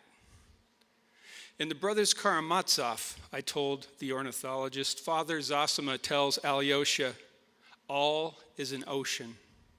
All flows and connects so powerfully that if, in this life, you manage to become more gracious by even a drop, it is better for every bird, child, and animal your life touches than you will ever know. Start praying to birds in an ecstasy. Cherish this ecstasy, however senseless it may seem to people. So I do. In a desolate, even life-threatening time, a pair of love-inflamed flickers trans-pierced and remade me as surely as your chee-yups and bowing and hat have remade the peregrine. I'll thank wild birds and you forever for that. I trust you now see why a small photo of the hat in this time of personal passage would serve as a kind of icon for me. The Cornell anthologist never answered my letter.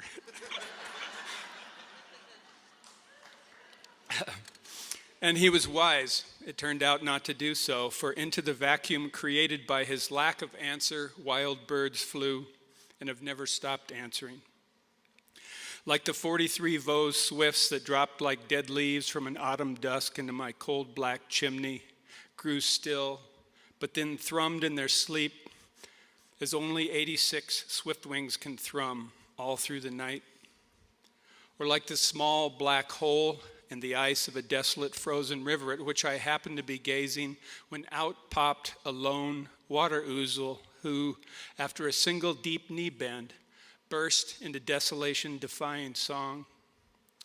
Or like the still smaller black hole in a leafless, rime-blasted cottonwood against which a heartbroken friend, Max, happened to lean on a Montana winter's walk, out of which burst, like bees from a June hive, more than 100 pygmy nuthatches, bequeathing Max just that fast an acceptance of heartbreak from which grace, like honey, began to flow. Or like the 14 Hungarian partridges my rancher friend Tom flushed from buckbrush after a blizzard in 20 below, who half-circled a gulch so frigid he feared they'd freeze in midair, but who instead slammed head first 30 miles an hour into a fresh snowdrift 100 yards above him, to spend the night tucked in 20 above powder, bequeathing Tom, like a love poem next day, 14 tiny snow caves, the insides of which shone with the cold's own luminous blue. Or like the lone female loon who mistook a wet, moonlit interstate for water and crash-landed at night on the truck-grooved pavement of the fast lane. Loon, to whom I sprinted as a convoy of 16-wheelers roared toward us, throwing my coat over her head so she wouldn't stab me, pulling her to my chest as I leapt from the concrete. Loon who, when she felt this blind liftoff, let out a full, far northern hoo that pierced without stabbing my coat, ribs, heart, life. All is an ocean, she and Zosima and the avian choir keep singing, as into black holes in trees, truck routes, river ice, wounded hearts, ecstatic birds keep dropping till, even alone and in darkness, with no special hat, clothes, or wings to help me fly up and feel it, I find myself caught in the endless act of being loved. Thank you.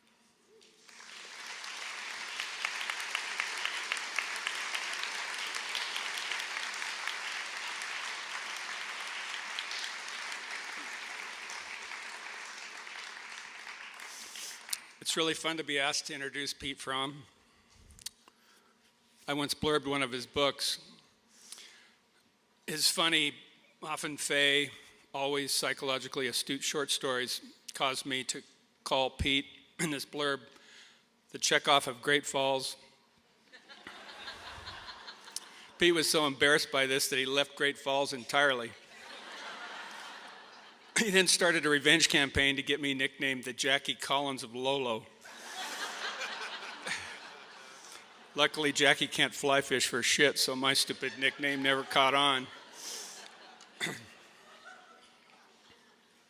You look in Wikipedia under Pete, all you'd see about our great historic Anton versus Jackie dust-up is, please help improve this section by adding citations to reliable sources.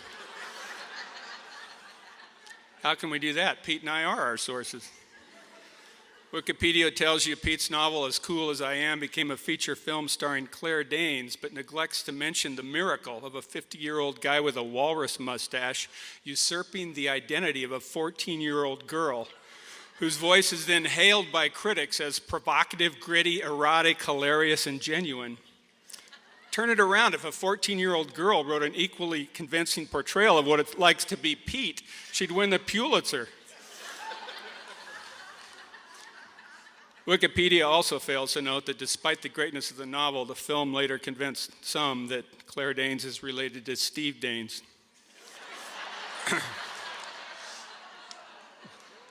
Sorry about that.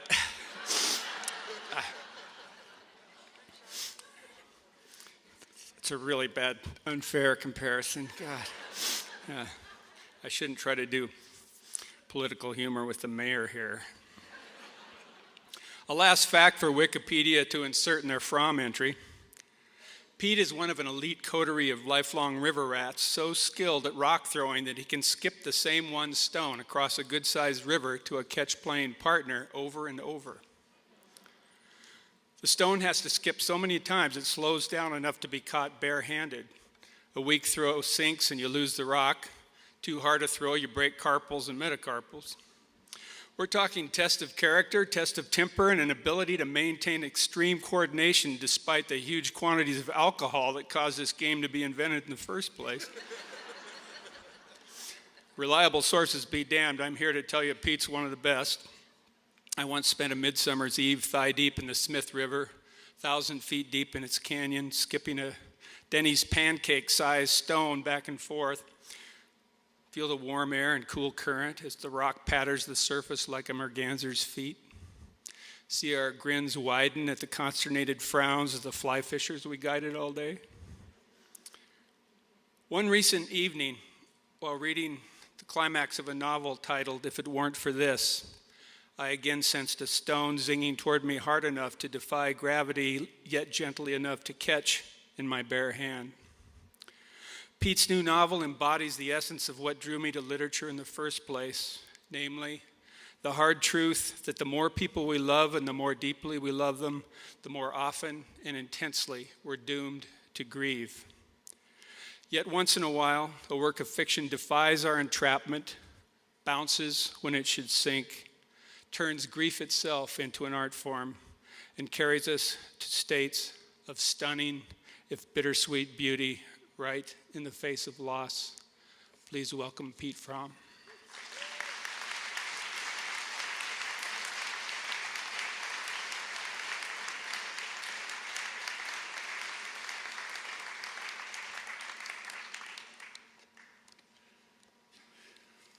Sitting out there in the dark, I'm not sure you can understand the kind of fear that goes through a person waiting an hour and a half to be introduced by David Duncan.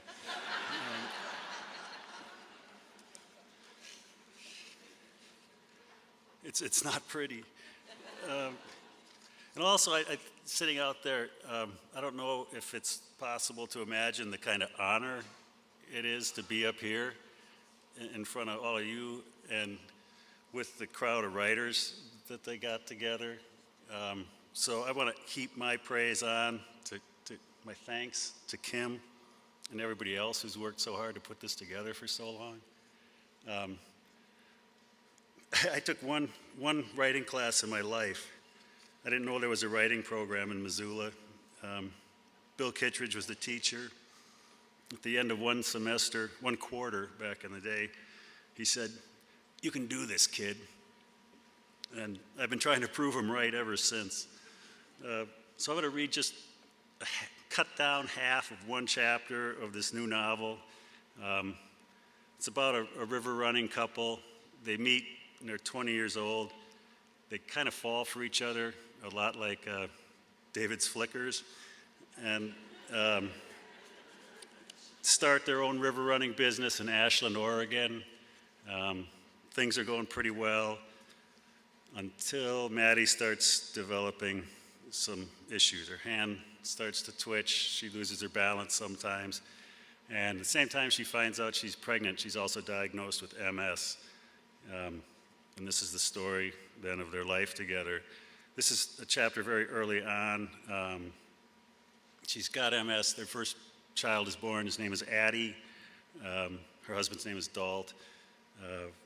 He's had to quit the river business to get benefits, so he has a job now as a carpenter. They've had to leave their home out in the country and move into Ashland. And this is very shortly after the move to Ashland, and she's not very happy about it. And she tells her own story. So, David, if you can forget the walrus thing, that'll work better for you. All right. The doorbell, something Addie discovered with a glee completely out of proportion to the thrill, bongs twice, high-low, and Addie's startled grin just slays me. I'm telling you, the magic of the big city. Somebody's here, I say, surprise enough itself. I go see, Addie says. Okay, I say, and get back after my onions, trying to chop with my left hand, keeping my jittery right ready to dodge. When Addie says, Mommy, there's a woman standing in my kitchen, some adult who's followed a toddler's invitation into a strange house, and I dip my hand behind my back and stammer out, hello? It's not the most gracious welcome ever delivered, but it beats, what the fuck? Which, seeing a total stranger in my kitchen, feels more appropriate. Hi, she says, a woman maybe a few years older than me, a hell of a lot fitter. She could be a Patagonia ad. My name is Winter, and I love running triathlons in chill mountain air. But she says, I'm Janice from across the street. Well, hi, Janice from across the street, I say. I'm Maddie from the pigsty kitchen. Half our stuff is still in boxes. She blinks, and it occurs to me I'm holding an 8-inch knife. The kitchen reeks of onions. I set the knife down. We look at each other until she remembers she's holding a big aluminum pan, a towel, no lie, draped over it. I brought a dinner, knowing how hard it can be, settling in, the kids, Dad off to work. It's nothing, just lasagna. I didn't even get a salad together for it. Settling in? We've been here weeks. Should be way past the box stage. No salad, I say? I'd take the dish from her, set it down, but my hand is thrumming behind my back, and, well, that's the last thing I want to show off. In fact, the one thing I thought this place had to offer, after the loss of our house, our creek, the business, clients, was anonymity, isolation, a place where it could just be us, no one to ever have to explain MS to ever again. She sets her pan on the counter. Well, I'll get out of your way. I just wanted to say hello, introduce myself. Her hands empty, she sticks one out to me, the dreaded handshake there in the offing. I look at it maybe a tick too long, right, left, then decide before it gets any more awkward, reach out my left, give her that half-assed backward clasp, and say, thanks, Janet, really. It's like hugely considerate. She looks straight at my wrong hand and says, it's Janice. Janice, of course. I let go of her hand, edge the towel off her lasagna like the sheet from a corpse. It's beautiful, I say, but God, it's just lasagna. $3.75, she says. 45 minutes should do it. Yeah, I say, I've made lasagna before. That's too much even for Janice. She says, sorry to interrupt. I've got my own two to look after. Better go before the fire department shows up. She turns and almost runs over Addie, who hasn't moved since following her in. Oh, she says, I'm sorry. It was very nice meeting you, too. Addie starts towards me, slides in under my arm like we lived in a cave before, have always slaughtered foreigners straying into our territory. It is so tempting to let her go, let her spread the word about the Farrell family across the street, do that dirty work for me. It'll save so much time digging the moat, sharpening the stakes. That Janice is out of the kitchen before I call her name, take a step to chase her down. She stops in the living room, her hand on the knob. Look, I say, I'm sorry. She shakes her head. No, don't. I know, it gets overwhelming. And I can't help but think, you don't know. You don't know shit about it, about us, about anything. But I agree, play along, say, it has been wild. And I have friends who, believe it or not, will swear I'm not a bitch. Used to, anyway. She doesn't flinch at the bitch, instead actually smiles, and it's the first ray of hope I've seen in Janice. I push my hair away from my face, touch an old wooden oar we're passing off as decor. Have you ever been rafting, I ask, out of nowhere? But it beats, I figure, what does your husband do? We used to own a whitewater company, I tell her. At least then we knew what the end of the day was for. She doesn't quite pick up on it. I have to ask, would you like a beer? I want to bang my head against the wall. Wine, you dope. She's a Chardonnay sipper from the word go. But she says, if I'd only listened to myself, had an ounce of faith, I would have brought the six-pack, not the stupid lasagna. My sigh of relief is more a gasp, and I say, well, hello, Janice. And wave her back to the kitchen. And when Dalt comes home, the lasagna is still on the counter, the onions drying on the cutting board, a few empty bottles there with them, the oven not preheating. It's weeks later, a month, before Janice asks about my arm, that lefty handshake simmering that long. She just appears in the yard the way she does, and I'm having myself a day. The nasty's nowhere to be found, like I've never been dizzy a day in my life. I'm actually digging, flexing muscles that barely remember the word, gardening what I've settled on for my hermit phase, though what I know about gardening wouldn't fill a pea pod.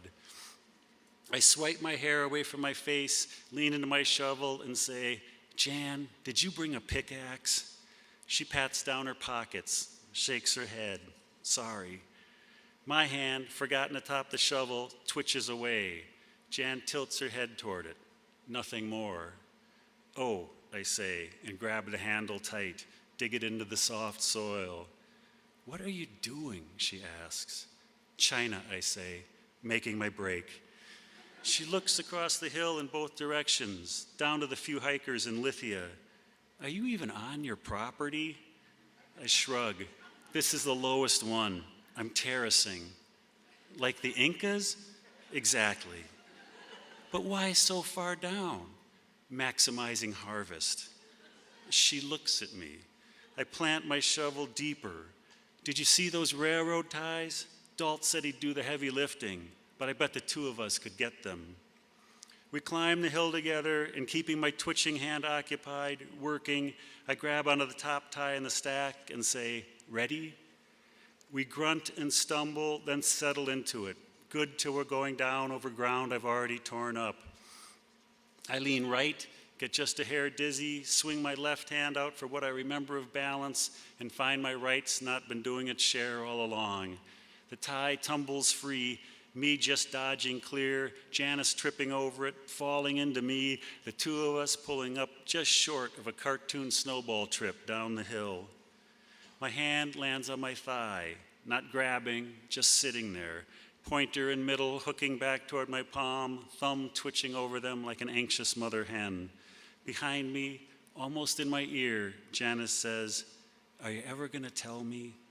"Nope," I say, and stick my hand between my legs. It's funny, I say, what a conversation stopper MS gets to be. All she says is, "How long now?" What do I have left? Have you known?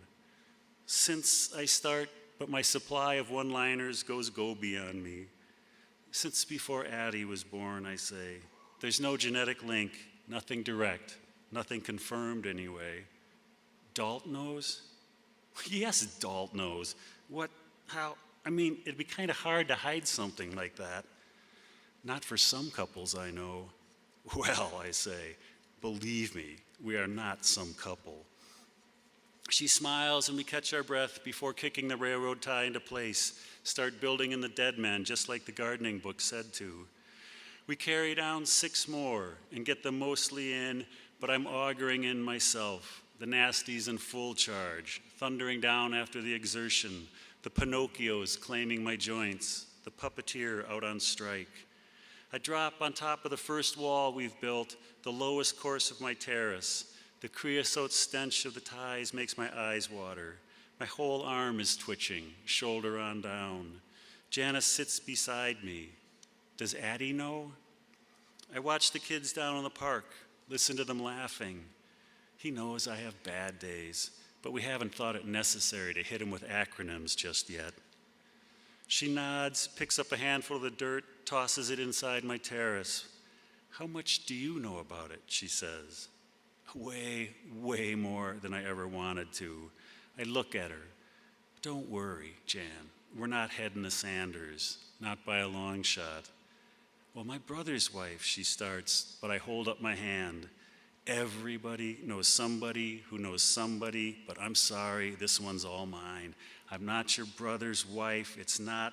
I trail off, grabbing onto the tie under my ass like it's the only thing holding me to the planet.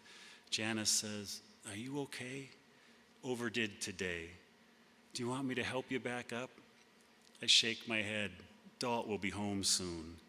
Maddie, we carried half a railroad down here. I think that qualifies me to help you up. I don't need help. Not yours, not anybody's. She doesn't point out that I just said I'd wait for Dalt's. I reach over, pat her thigh with my good hand, and bless her, she doesn't reach to hold it or anything.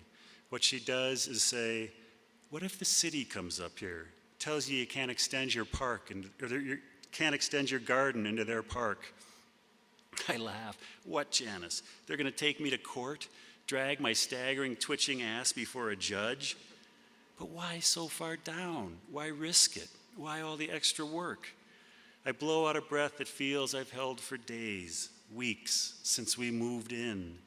Because I can now. I'll start blackberries down here, raspberries, things that can go wild. And the kids can. I shake my head. I'll work my way up the hill, Jan. This will be for them when I can't get down this far.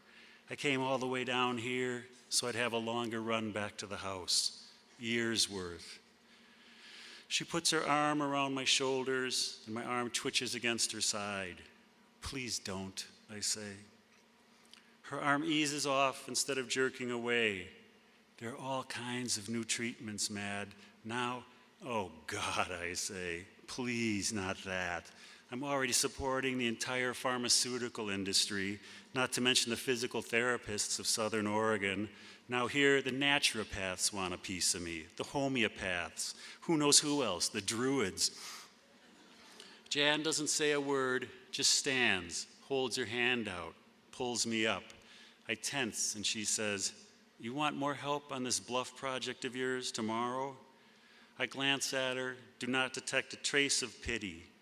"Okay," I say, "but tomorrow's a day off. We can just have coffee then, bitch about our lives." "I don't do that," I say.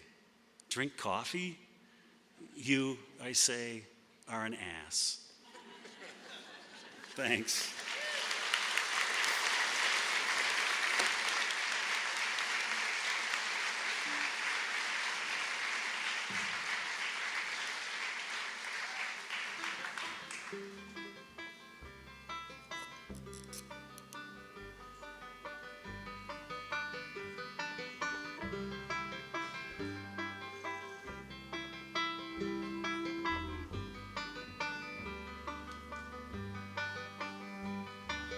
Kim Anderson, please join us on stage.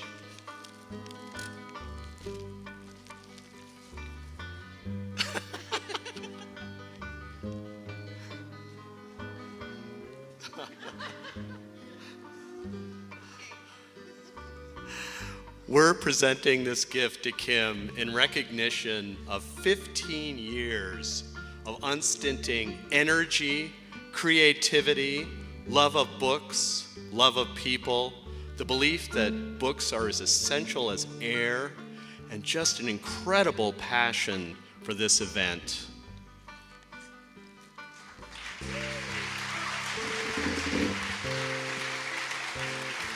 Stand on my tippy toe.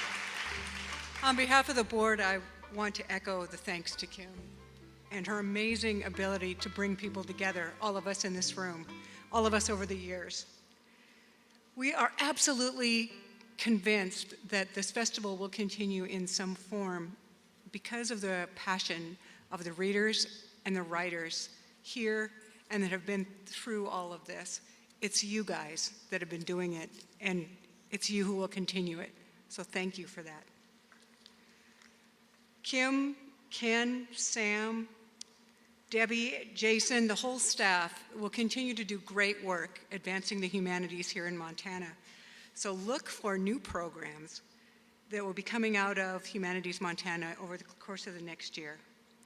So now I would like to present the goddess of the festival, Kim Anderson.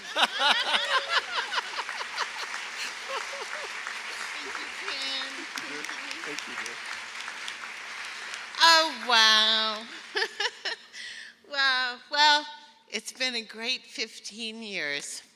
And the magic happens, of course, between the writers, the amazing writers we have been able to have on the stage, and you. So I just got to be kind of the train conductor, and that's been fun. And I'm looking forward to seeing what someone else will do and sitting out there, really sitting. I'm going to open this out in the lobby later, but in the interest of time, I want to say what I say every year, which is the best way to show your appreciation and your love for this event and for the great wealth of literature we have in our state is to go out there and buy a book, and I hope you do that. And now I want to introduce the thing I had in my head for what I would like my last time up on the stage and the last closing note, I guess. And it is one of my favorite festival memories is the night when this stage was set up kind of like a grandmother's sitting room, a very eccentric grandmother, but there you have it. There were old-fashioned lamps and rugs, oriental rugs, and someone played an accordion, someone played a saw and a standard bass and a slide guitar, and a man sat in an easy chair and told us the most wonderful stories, and that was Rick Bass and Stella Rondo in 2012. The obvious thing about Rick Bass is how prolific he is. He's published over 25 books in practically the same number of years. It's incredibly impressive. But what's most amazing to me is the breadth and depth of his passions.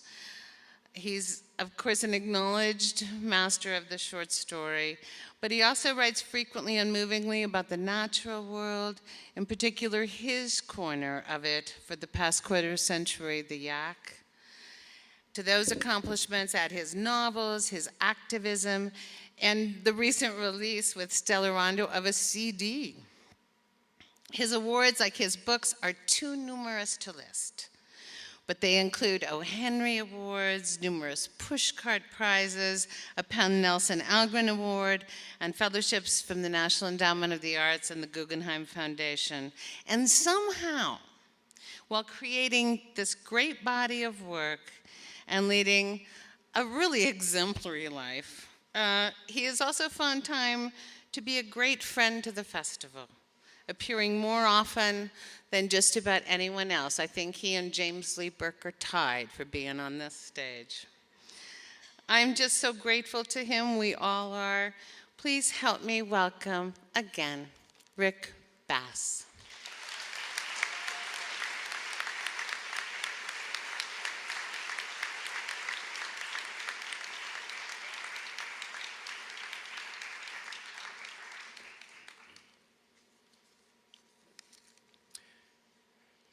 Thank you, Kim, for Not the Last Time, and thank all of y'all. Thanks, Mayor Engen. As always, you're gold. That was a long time ago. It was an hour and 20 minutes ago. Thank you. Thanks, Ken, for emceeing wonderful introductions. Words fail me for thanking Kim and what she's given Montana and Missoula and Livingston for 15 years and 100 years to come. Thanks for birthing this thing. Thanks, Stella Rondo. Good writing is specific, and specific writing is good. This is Jeff Turman playing the upright bass, and Caroline Keyes with a banjo and acoustic guitar, and Bethany Joyce with the cello and the saw, and Gibson Hartwell with the pedal steel and sometimes electric guitar, though alas, not this evening. Thank y'all.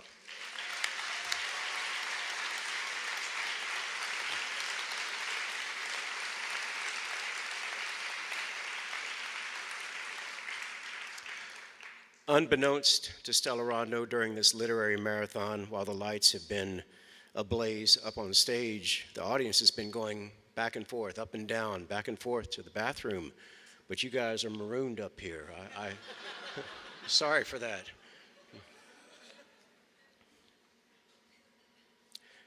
Holy crap. Look at us up here, so lily white and resolutely rural. And the worst sin, worse even than our alabasterness, so gray-bearded, or with onyx always singular exception, so elegantly snow-haired. What an honor for all of us to be here for this celebration of Montana readers and Montana literature. I'm thinking tonight about the old ones. They're where we came from, how we got here. Our foundation is not all men, not by a long shot, never was, nor is it even all whites. From the mountains, many rivers flow. Winter in the Blood comes heartbreakingly to mind. I know that other works will spring from that one. But as The Big Sky by A.B. Guthrie summoned Pete, as McGuane and Kittredge summoned me, as Hugo summoned Kittredge, as Jim Harrison and Bill summoned Malcolm, as Sandra Alcosser, Patricia Godecke, and Jim Welch summoned Tammy, as McLean summoned David James Duncan and Onik. Well, you get my drift. Walter, that beautiful outlier, the Bible, Marx, and Saint-Exupéry. Walter came from Mars, I think, but he landed here. When we peer into the literary darkness of tomorrow, we all want to see more of Montana's women writers celebrated and the stories of First Nation writers, beautiful and horrible stories. We are all immigrants. I suspect that more than ever, Montana will continue to be a place to come to. Maybe in the coming years, we can do with a little less of the hunting and wood splitting. This is not a mea culpa. A few less elk, a little less firewood. Definitely more bird porn, David. Dogs, always, and definitely more MS novels. I do not know what Montana's literary future holds, and it's but a parlor trick to guess. Let the world bring what it brings. What we can do is observe the present, this moment, this breath, and what I see and hear is encroachment, dilution of wildness, danger. Great literature can come from wounds. Just look at Mississippi. And yet here in Montana, other than the pesky fact that it took a genocide to birth this state, we have it all, or if not all, then great bounty and pride. No ideas but in things, wrote William Carlos Williams, who definitely should have been a Montanan. Sage and waterfall, yarrow and buffalo, sumac, catbirds, kingfisher, osprey, chocolate legs, silvertip, rose hips, chokecherry, porcupine, mountain lion. No ideas but in things. No life but in actions.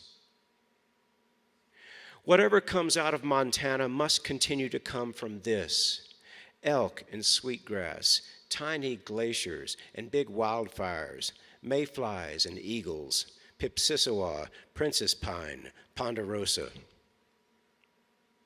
Sure, change swirls ankle deep around us tonight, knee deep.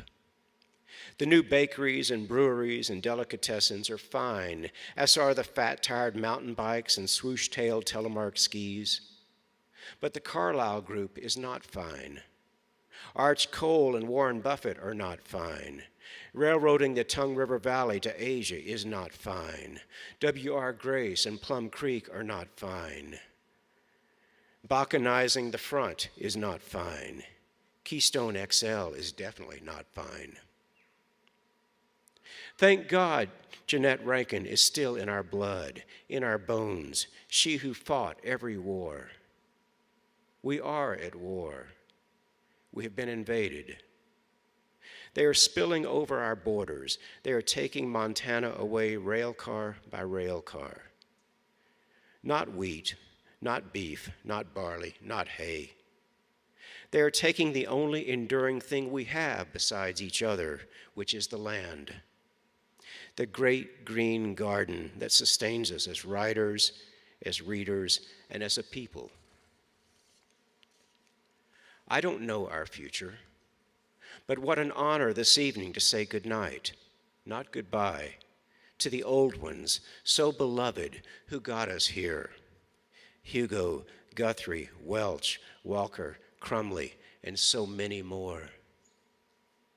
They will never really be gone.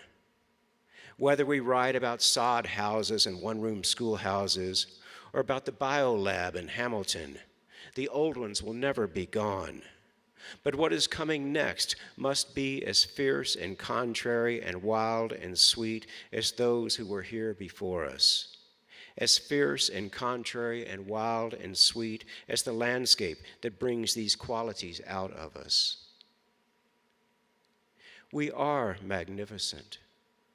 We must impose our will upon the corporations or become, like so many other states and like the so-so literature of other states, the lost and uninspired white noise of history.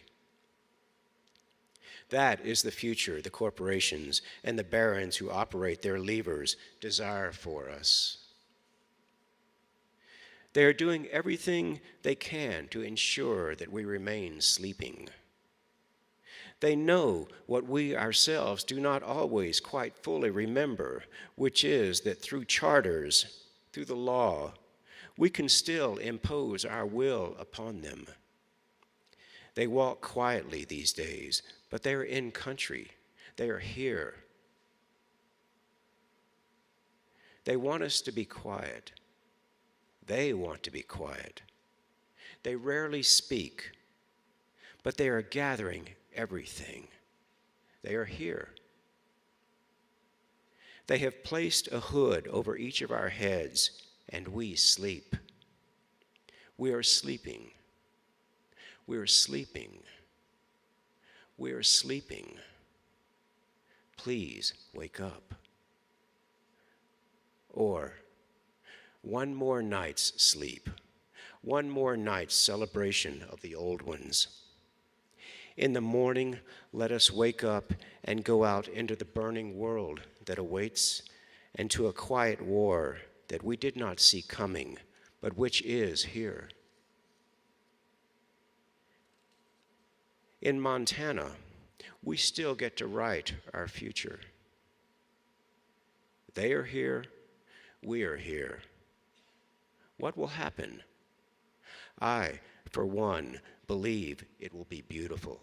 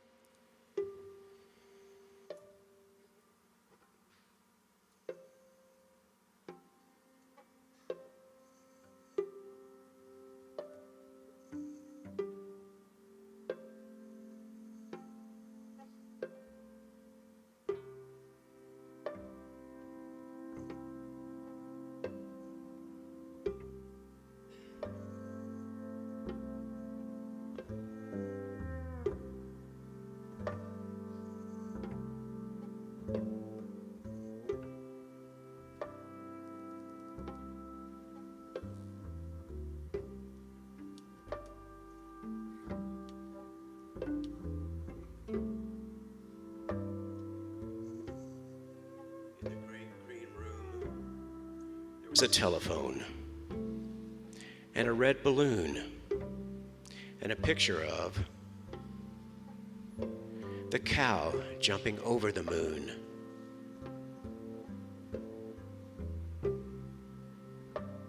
And there were 3 little bears sitting on chairs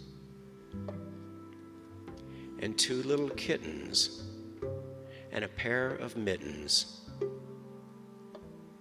and a little toy house, and a young mouse.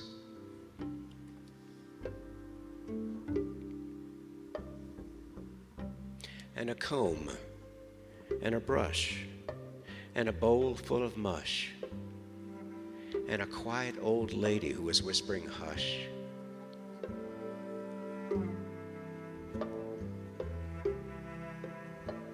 Good night, room. Good night, moon. Good night, cow jumping over the moon.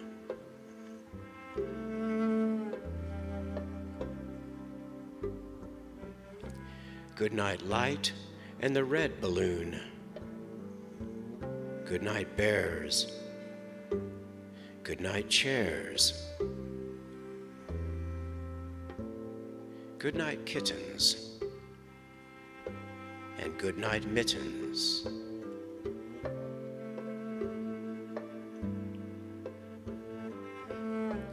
Good night, clocks. And good night, socks.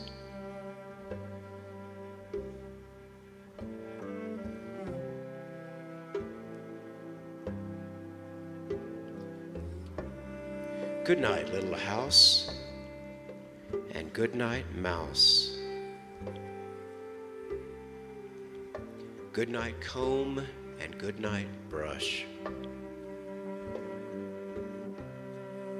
Good night, nobody. Good night, mush. And good night to the old lady whispering hush.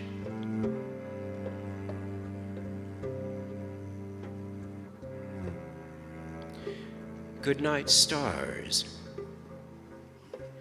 Good night, air. Good night, noises everywhere.